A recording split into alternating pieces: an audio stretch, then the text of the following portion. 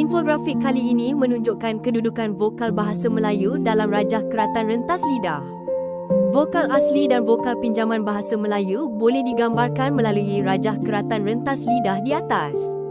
Rajah ini menunjukkan kedudukan lidah semasa bunyi vokal dihasilkan dan membantu menjelaskan hubungan antara bahagian lidah, ruang dalam rongga mulut serta jenis bunyi vokal yang terhasil. Melalui rajah tersebut, setiap bunyi vokal dapat ditentukan berdasarkan kedudukan lidah yang terlibat ketika proses artikulasi berlaku.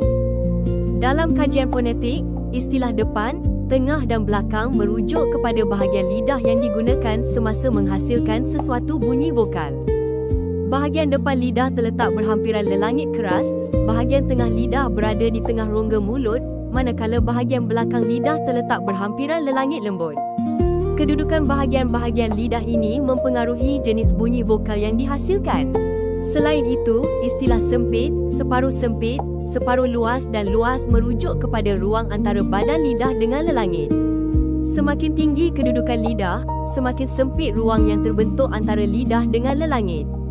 Sebaliknya, semakin rendah kedudukan lidah, semakin luas ruang tersebut. Oleh itu, istilah-istilah ini digunakan untuk menerangkan bentuk rongga yang terhasil semasa bunyi vokal diucapkan. Istilah tinggi, separuh rendah dan rendah pula merujuk kepada kedudukan lidah dalam rongga mulut.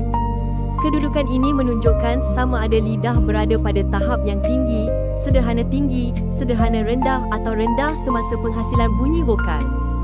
Kedudukan lidah ini menjadi salah satu faktor utama yang menentukan sifat sesuatu bunyi vokal. Rajah keratan rentas lidah menunjukkan 8 kedudukan vokal yang mewakili 8 bunyi vokal dalam bahasa Melayu. Bunyi vokal tersebut terdiri daripada 6 vokal asli serta 2 vokal pinjaman seperti yang telah dilabel pada rajah. Setiap vokal mempunyai kedudukan tertentu berdasarkan bahagian lidah yang terlibat dan ketinggian lidah semasa bunyi dihasilkan. Bunyi vokal I berada pada kedudukan depan, sempit dan tinggi. Bunyi vokal A pula berada pada kedudukan depan serta separuh sempit atau separuh tinggi. Bunyi vokal pinjaman yang ditandai oleh fon pula berada pada kedudukan depan dan separuh luas atau separuh rendah. Seterusnya, bunyi vokal A berada pada kedudukan depan serta luas atau rendah. Bunyi vokal yang ditandai oleh fon terletak di bahagian tengah keratan rentas lidah.